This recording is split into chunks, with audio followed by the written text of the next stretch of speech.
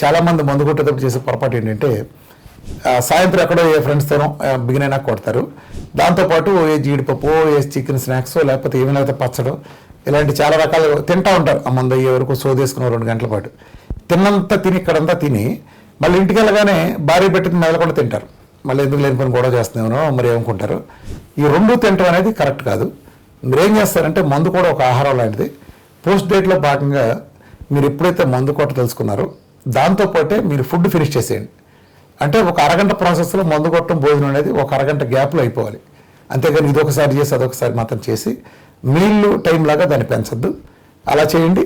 ఇంటి దగ్గరే మందు కొట్టేసి ఇంటి దగ్గర తినండి, లేదా ఇంటి దగ్గర మందు కొడితే తినండి, లేదా మందు కొట్టేటప్పుడు తిని ఇంటికి వెళ్ళి తినమాకండి. ఇది తప్ప మీరు ఇక్కడ తిని అక్కడ తిని అలా చేసి ఆ తిండి కారణంగా మీరు ఎక్కువ చేసుకోవద్దు.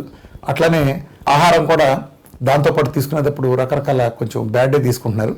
అలాంటివి కాకుండా దాంట్లో ముఖ్యంగా కలిపే సోడా లాంటి ఎసిడిక్ బాగా, కాబట్టి ఎసిడిక్ లేకుండా కొంచెం ఆల్కలైన్ ఉండే విధంగా మజ్జిగ లాంటివి కూడా కాంపన్సేషన్గా తీసుకోవాల్సి వస్తుంది. ఇవన్నీ కూడా మా పోస్ట్ డేట్ ప్రోటోకాల్లో చెప్తాం. కాబట్టి బేసికల్గా మీరు పోస్ట్ డేట్లో ఏమైనా చేయొచ్చు, కానీ మందు వరకు సిగరెట్ ఎప్పుడు మంచిది కాదు. During diet